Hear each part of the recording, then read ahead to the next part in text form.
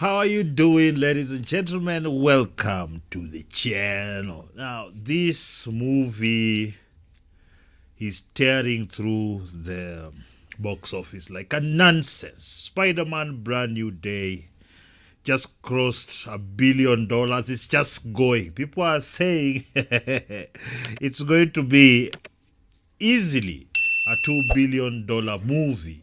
Now, let's just look at the numbers here quickly on Box Office Mojo. Now, gross domestic $491 million, 800 million. International $700 million. Worldwide $1.8 million. I look at these numbers, I'm like, hey, franchise, the movie is 2 hours, 25 minutes long. That's long. That's long, a bit long. But what we are going to do right now is I'm going to be listening in to the preview, okay, of the review of Brand New Day. That's from this channel that I like watching, Nerdrotic. He is a movie reviewer and, cultural commentator, if you like to call them that, from America. So let's hear what he has to say. I do trust his movie acumen, if you like. Let's get it.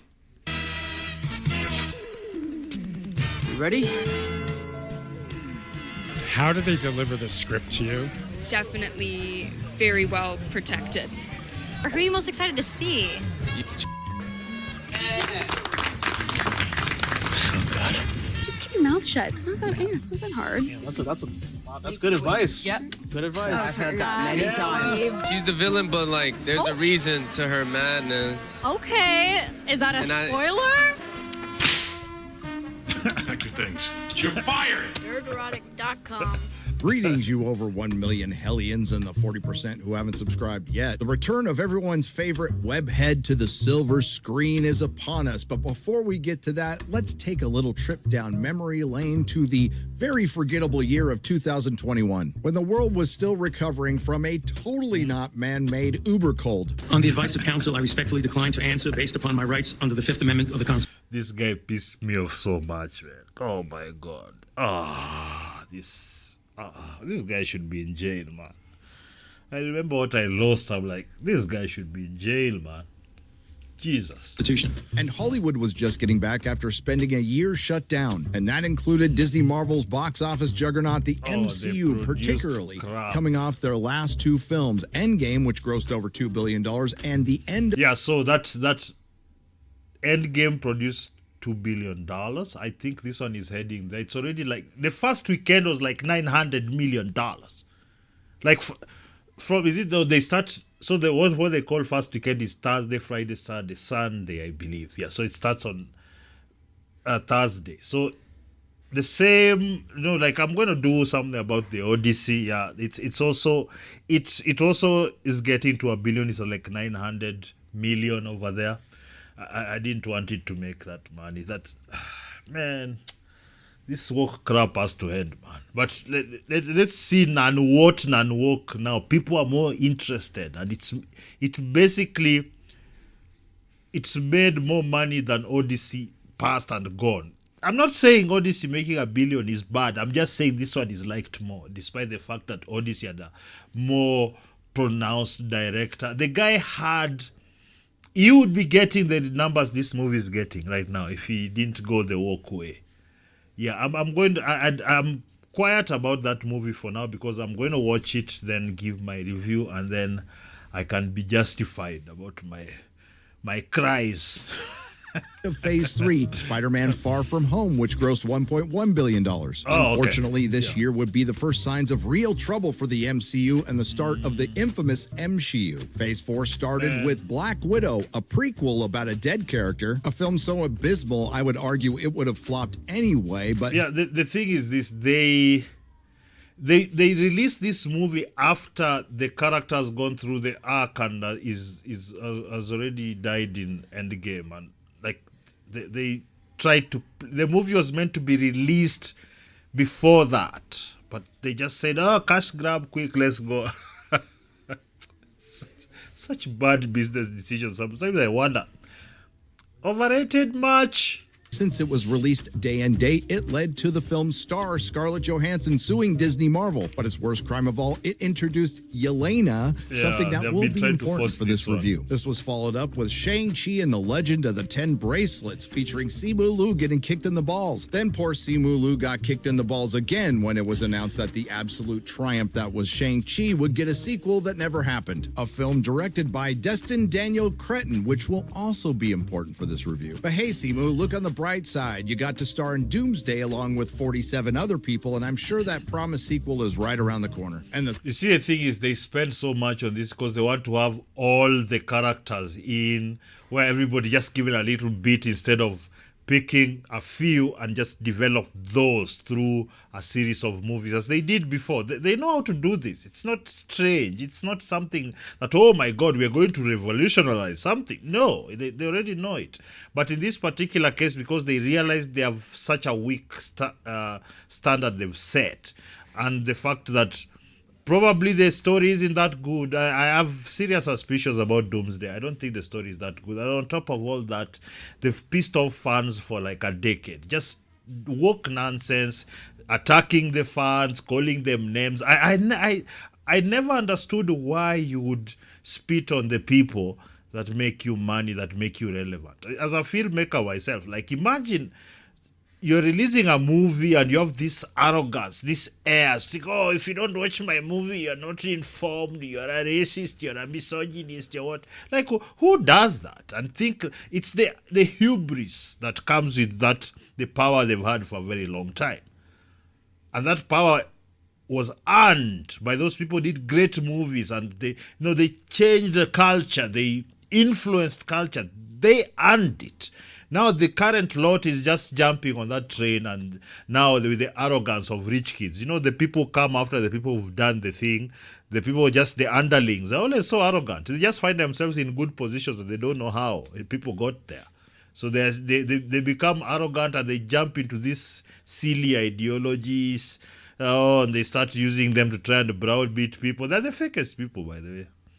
Third film released in 2021 was The Eternals, a film that literally saved lives. Can you imagine how many lives this is going to be saving? And it did that by fewer people risking the journey to the theater in a car or on a train to go see it. And you might recall all three of these films' performance, ranging from outright flop to eking out a profit, was blamed on the totally not manufactured cold. On the advice of counsel, I respectfully decline to answer based upon my rights under the Fifth Amendment of the Constitution. Coincidentally, as I record this intro, Anthony Fauci is currently in a Senate hearing answering questions about that totally not manufactured cold. And that narrative might have worked for Disney, Marvel, and the rest of Hollywood if it wasn't for a little film called Spider-Man No Way Home. That made almost $2 billion, had a 600... At that particular time. So this one, No Way Home, I don't think it's going to... It's made a lot of... It's $2 billion, but this one looks like it's going to be bigger.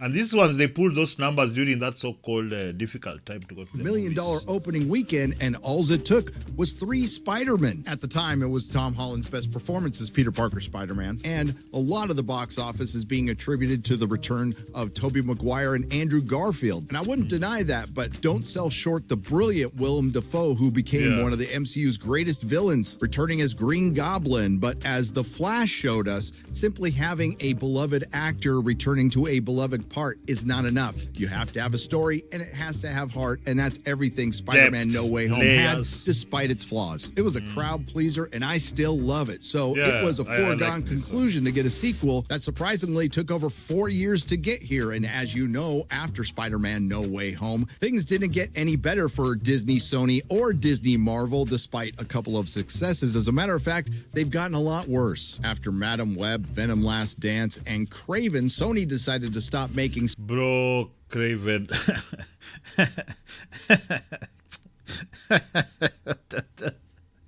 Actually, I can't watch that. Craven is a horrible movie by any stretch of the imagination. It's one of those... It should be like straight to streaming kind of movies, just to fill a slot. But and then, oh my God, that was about... And they were trying... I don't know what they were trying. Like... Some of these That's why I'm saying some of these filmmakers in Hollywood they're really overrated because for the amount of money they are given, the kind of stories they tell, man. Oh my goodness. Spider-Man films without Spider-Man, with the exception of Miles Morales, and the MCU has scrapped everything involving Kang so they could bring back Robert Downey Jr. to play Doctor Doom, Chris Hemsworth as Thor, and Chris Evans as Captain Shirtpants. This brings us to the year of our Lord 2026, the second year in a row that the MCU was going to turn things around because 2025 didn't work out so well, and they are going to start it with a Sony film, Spider-Man Brand New Day. Now, keeping in mind that my take on the box office juggernaut that is The Odyssey went against the vast majority of corporate critics and the vast majority of humanity, here's my review. On the advice of counsel, I respectfully decline to answer based upon my rights under the Fifth Amendment of the Constitution. I wouldn't do that to you guys. Now, on to the review. Spider-Man Brand New Day, a title that I absolutely loathe, but that has everything to do with the comics and nothing to do with the actual film, is being reported as a mixed bag, and that is not entirely untrue, but it's a mixed bag that I enjoyed. Do I have my... No, just think about it. They're calling it a mixed bag, but it's breaking box office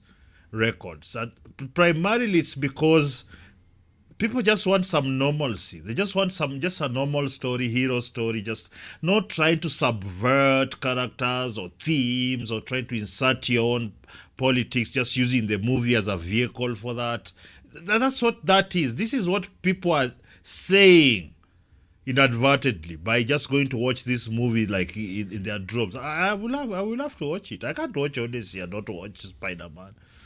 And honestly, I'm just doing it for my own selfish reasons to firebone the movie.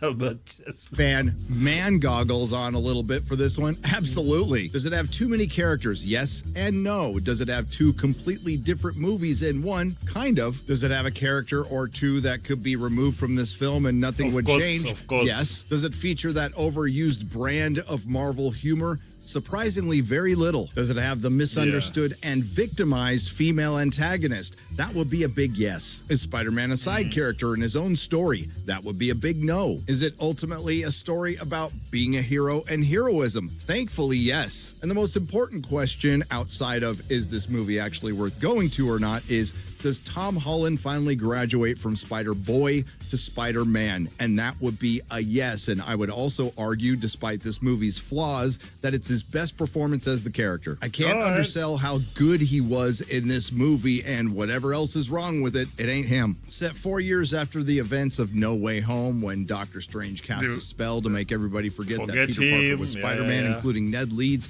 and his beloved Zendaya. In those 4 years, he's been fighting crime in solitude in New York City and completely ignoring the Wilson Fisk administration, where the Kingpin murdered a bunch of people in City Hall. While Peter is struggling with his isolation and doing a bit of light stalking of MJ, he's also dealing with a potentially dangerous evolution of his powers. And what makes things worse is Spider-Man is investigating a psychotic telepath who wants to infiltrate damage control, and she isn't really concerned with what or who gets in her way. And yes, our misunderstood female antagonist in Spider-Man Brand New Day is a villain through and through, and on they did the thing.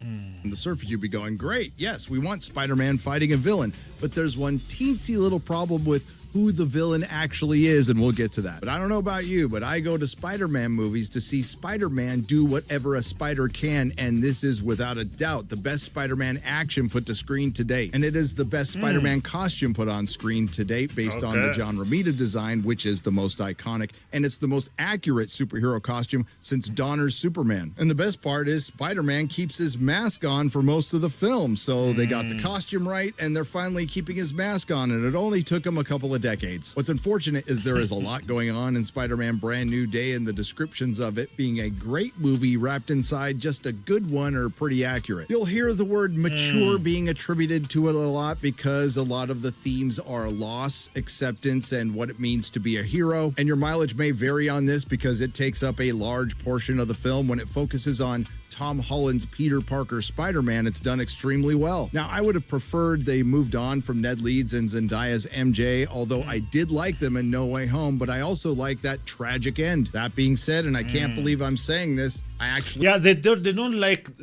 in terms of stakes, that's the other thing. Like, if somebody loses something like that, that's the same way what they did with the Avengers, where half were vaporized. Then they brought them back with some time travel nonsense. So the stakes just they have to be there. That no, I hope in this particular case, I don't know about the movie. I don't know if he's going to say this, but they didn't like reintroduce them to his life, and now they're back together again, and they're friends again, and the boyfriend girlfriend.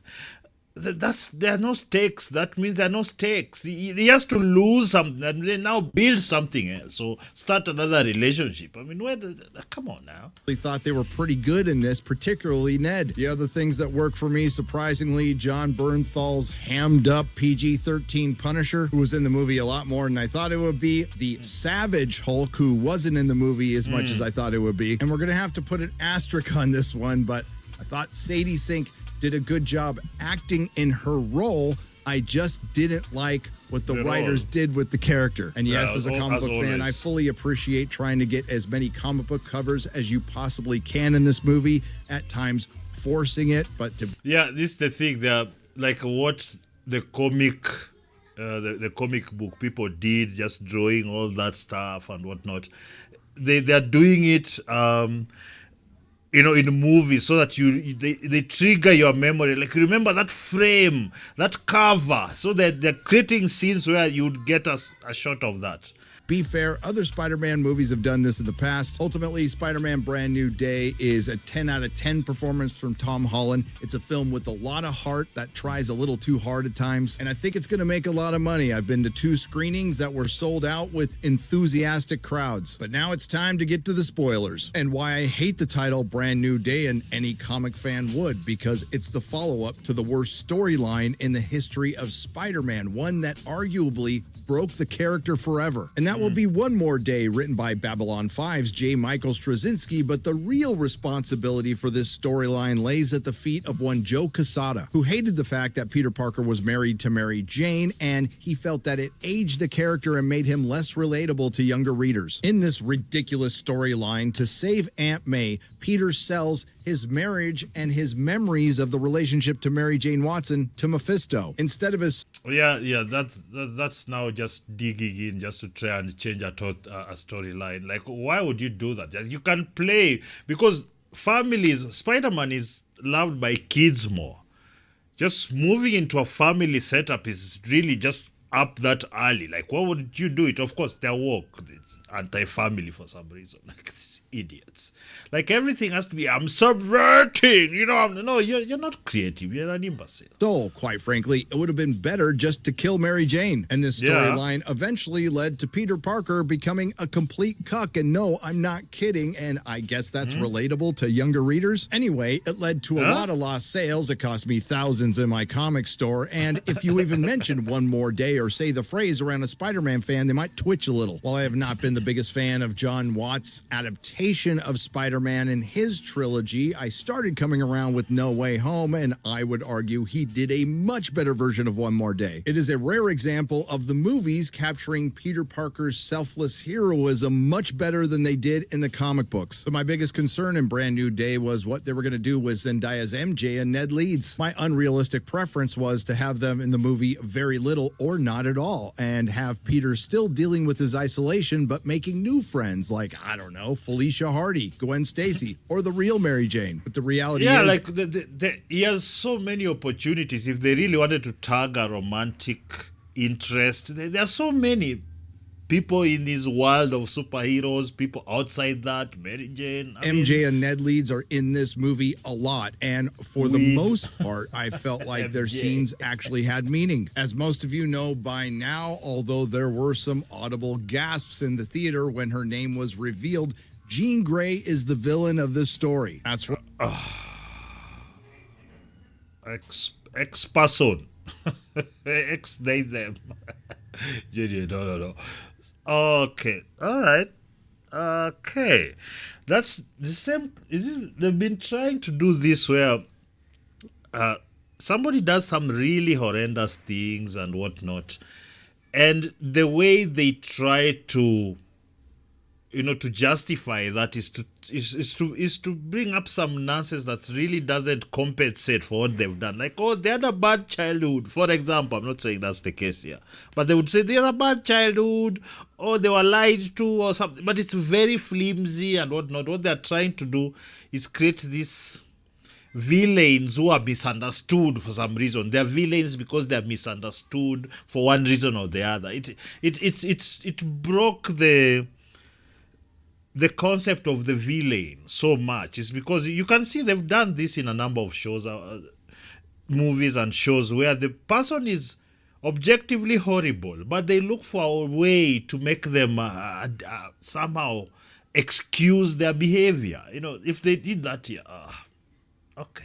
Right, they decided to introduce the MCU's first X-Men, Jean Grey, the Omega-level mutant, in a Sony film. But she really isn't at her full abilities yet, and all she can really do is jump in and possess people if they're within 33 feet. Because obviously the screenwriter is a Mason, but the one person she can't fully possess is Spider-Man due to his spider sense. But she was in his mind long enough to find his apartment, find out he's Peter Parker, and eventually find the letter that he wrote to Mary Jane at the end of No Way Home, which puts her in immediate danger. So Spider-Man essentially has to abduct her from her apartment willingly, and once they're on a rooftop, there is a moment where you think that MJ actually remembers that Peter Parker is Spider-Man, but it turns out to be Jean Grey. A nice little cold twist, and it also shows that they might actually be sticking with the bit. Spider-Man takes MJ to the Punisher to keep an eye on her, and eventually she finds the letter that he wrote at the end of No Way Home and confronts him on it. So Doctor Strange's spell really worked, and I was worried that they would have this Omega-level telepath around who can just snap her fingers and get rid of the spell, which didn't happen, or did it? And that's one of the three major storylines. The other one is Peter's mutating abilities. And it's interesting that I use the word mutate because they don't use the word mutant in this film. Now, this is the part where they're loosely adapting J. Michael Straczynski's The Other from the comics. Peter's powers start evolving due to the isolation, the stress of fighting crime full time, and watching MJ make out with her boyfriend. This mutation leads to heightened senses, he's stronger, and organic web shooters. And yes, there is a Tobey Spider-Man reference. He also gets a lot more aggressive when he's fighting the Scorpion possessed by Jean Grey. He almost kills a cop, but to be fair to our friendly neighborhood Spider-Man, it was a fat female cop who probably would have been fine if she would have laid off the donuts. This, of course, mortifies our hero Spider-Man, who seeks out Bruce Banner to see how his inhibitor works that keeps Savage Hulk at bay. Now, this eventually leads to Peter... This thing of taming the Hulk just it doesn't ring right to me. Like, why are you taming the beast? Just let the beast out so that you can do great stories about the beast. That's what people know. Hulk. Let me just go. Developing an inhibitor for himself to keep his monster at bay, and a universal inhibitor that can nullify the powers of all superheroes, including mutants that you can't contractually call mutants in a Sony film. Now, I don't have a problem with Peter Parker sciencing stuff up or even having a pretty good computer, but he has an awful lot of nice tech, including an AI called Evie in his apartment with no job. Because I seem to recall him having one in the comic books, working for a place called the Daily Bugle, with J. Jonah Jameson, something that this film is missing. It would be hilarious to have Peter Parker being a videographer for the MCU's version of InfoWars. And again, this is a busy film. It's got a lot of characters, and it's introduced a lot of things from the comics, and I was concerned that J. Michael Straczynski's The Other storyline was just going to be shoehorned in and not fit, but to the film's credit, it actually works. Look at it as acting as an opposite of what Raimi did in Spider-Man 2. Instead of losing his powers, he evolves. And now they've amped up Peter's powers for a future film, and I wonder what that could be. And while this pays off, the other setups for future films don't. Speaking of busy, there's an awful lot of side characters in Brand New Day, and a lot of them are blink and you'll miss it. But we'll start with Detective Jean DeWolf, another character that's been race swapped from a redhead, so you can add that to the list. She essentially acts as Spider-Man's confidant slash cheerleader, and disappointingly, under the category of blink and you'll miss it, there's Tombstone, Tarantula, Boomerang, and Ramrod. And there's the Scorpion, played by Michael Mando, who does a good job but is really underused. And there's the Hand, the former formerly deadly ninja assassin organization turned into a K-pop group that admittedly, when it fights, it's pretty cool. Trammell Tillman, who feels like he's in everything these days, from Severance, playing Bill Metzger from, I want to say Damage Incorporated, Hail Metallica, Damage Control, and he is the real bad guy, and all of them are fine, save for one. Florence Pugh's Yelena. Now, I don't have a problem with Florence Pugh as an actress, but I do have a problem with her portrayal as Yelena. And it's been kind of this wearing this resting bitch face for all the movies that she's been in. You know, as much range as Zendaya. You know? And just act this role. A problem with Kevin Feige's insistence to force this character down our throat in one of her thankfully 2 very short scenes that didn't need to be in this film, and if you took them out it wouldn't have changed anything, particularly the first scene where you learn absolutely nothing. She forces Spider-Man to disrobe to join her in a pool, and this is one of those cases, if you reverse the scenario, corporate critics especially would call it misogynist, and it just reeks as remnants of, I'm gonna say it, the MCU that Marvel is clearly moving away from. And having her the leader of even the new Avengers and saying things like what Spider-Man does is small potatoes is just laughable. But this brings us to Spider-Man Brand New Day's villain, the misunderstood, victimized female antagonist, Jean Grey, played by Stranger Things' Sadie Sink. So the rumors were true, and why would you introduce your first MCU X-Men in a Sony film? No idea. Why would you make the introduction of your very first X-Men? You know, the Sony and the MCU, they're just playing these silly games with their characters. No, you can have this character, but not her shoe or her head or her name or like. They can't use certain words. I was hearing something with the Lord of the Rings. It was the same. They couldn't call the dwarfs the name. They had to call them half human or some silly name. So it's just one of those. It's it's IP, pull and tag and push and pull, yeah. But it's silly. They just get together, say, "Oh, you see, I've made the billions." Jump inside. Spider-Man movie from Sony, a villain? No idea. And I can hear you now, dear viewer. Well, maybe at some point in the film, we find out what her motivation was and she gets redeemed. And I can tell you that does not happen. I had a much higher score for this film until we creeped into the morality of WandaVision, Black Widow, and Wonder Woman 84. WandaVision had Wanda enslaving a town of men, women, and children. This is what I meant.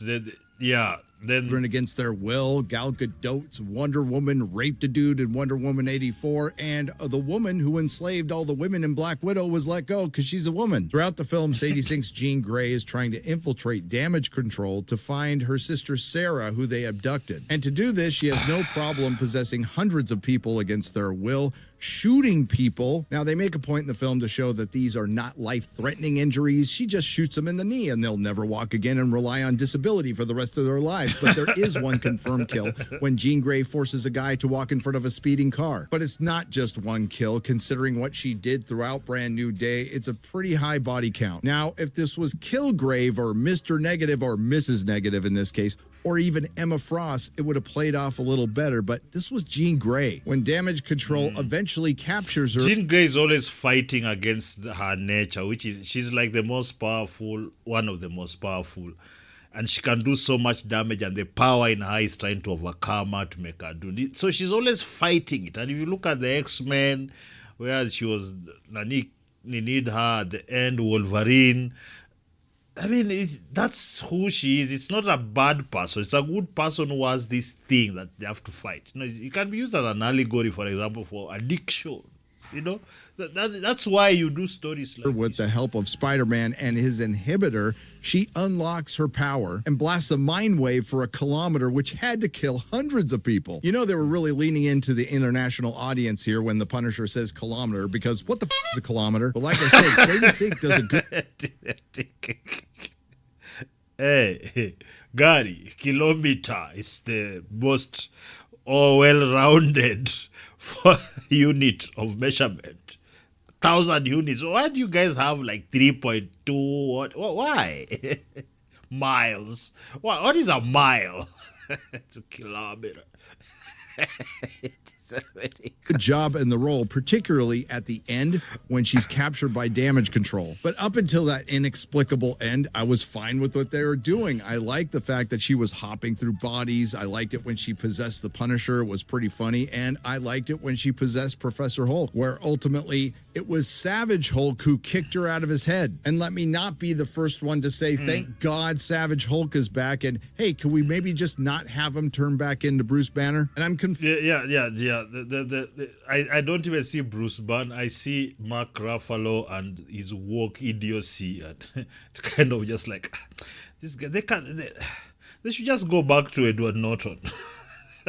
I liked his conflicted with the ending because I really like the Spider-Man stuff and really do not like the Jean Grey stuff. After fighting the Hand, Spider-Man takes off his inhibitor and embraces his evolution with the help of Sadie Sink's Jean Grey. And then Peter talks her down and keeps her from killing Bill Metzger by allowing her into his head so she can interact with the memory of Aunt May. But it's a good heartfelt speech about acceptance, bordering on superficial, but you also have to put yourself in the shoes of a foster kid who's probably never heard anything like that in their entire life. But the Punisher said if Spider-Man is taken down, he's going to take Sadie Sink's Jean Grey out. Luckily, he was just outside of that 1 kilometer mind wave, and he takes a shot, and Peter takes the bullet. And by the way, the Punisher was completely justified in doing that. Why would... Yeah, because that's the thing. When okay, maybe it's the extra step where this guy is so good, he would even save the bad people.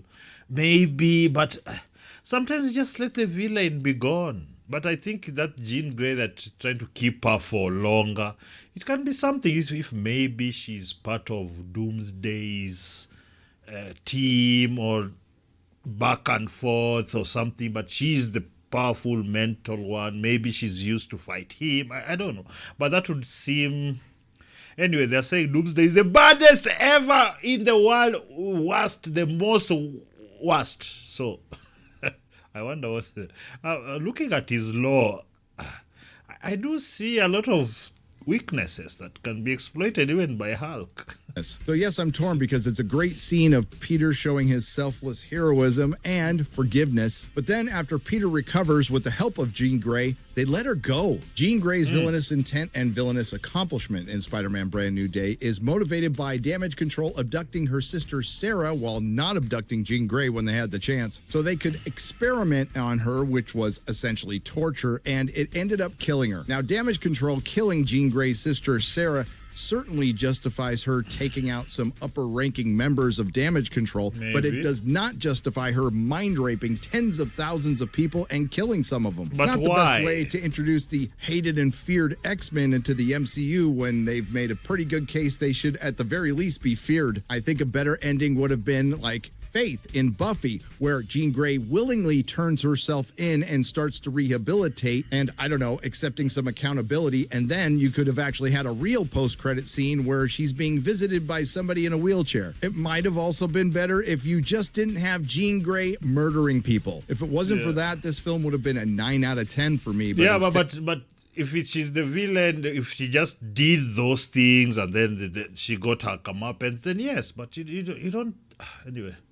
And it's a 7.5 out of 10. And it has everything to do with how I feel about this being a Spider-Man movie. This is the movie for me where Tom Holland embodied the character and I couldn't see anybody else playing him now. And it's the closest MCU Sony film to capture the essence or the vibe, as the kids say, of the comic books I read up until Disney bought Marvel Comics and completely ruined them. And I might like this film a little bit more than No Way Home because I'm liking it for Tom Holland's Spider-Man. Don't get me wrong, Tobey is still the GOAT. And maybe pump the brakes on calling it the greatest Spider-Man movie ever made because we all know that's Spider-Man 2 and the discussion is over. Because with that film's villain, Dr. Octopus, while they did make him much nicer than he was in the comics, his redemption came when he realized he did wrong, although it was an AI taking over his brain, took accountability, and then did the heroic act of sacrificing his life to save millions of people, unlike Jean Grey. But I have to stress that I like Sadie Sink in the role, essentially playing Max again from Stranger Things. The thing that really works the most for me in this film is it hits all the emotional beats. They're not cheesy, they're not saccharine, they're meaningful. And for a superhero film, I think it does a pretty good job capturing what it's really like to be isolated and lonely, something we've all failed at one point in our lives. Sure. Yep. And this is the thing. I just, it's gone on long enough. I really just wanted to get the core of it. Just also to expose you to people's opinions about this. So I'm going to watch both of them. It's said what is right and wrong about it. I don't know how I feel about those particular. Sometimes you just go in, watch it and organically react. This is part of the repertoire of content that will be coming over here. Just off the theaters kind of reviews and more in-depth review. I have a method to it now. Okay? But I don't know. Have you watched Spider-Man yet? Are you the ones who've added on to the billions that are coming? I'm hoping it thoroughly beats Odyssey. Thoroughly. Like it leaves it like by 500 million. I hope Odyssey just skips into 1 billion and stops. What a horrendous way of doing movies. But if you have watched Spider-Man, let me know. Is what Gary is saying accurate? I'm going to watch it anyway because I haven't seen it. And somebody talking about our stories, for me, it's just half the story. I want to see the rest. Okay? So I'm going to watch it. The characters, everybody seems to be saying the same thing. The characters are too many. Some are not all developed. And then the villain, the antagonist, is the issue where the antagonist doesn't really get her comeuppance and who she is and how they're trying to bring the X-Men into this world.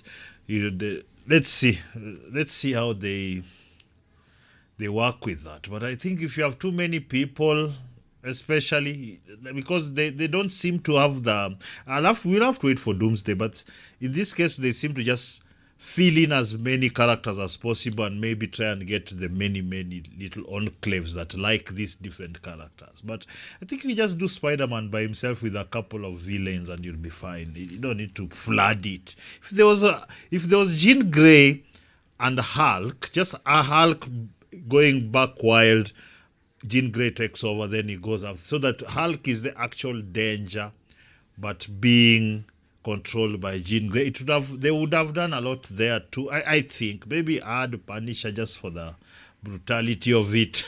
I don't know. But I don't know what you all think about the video. Please like the video, subscribe to the channel, and share it to your friends who love the movies. Okay.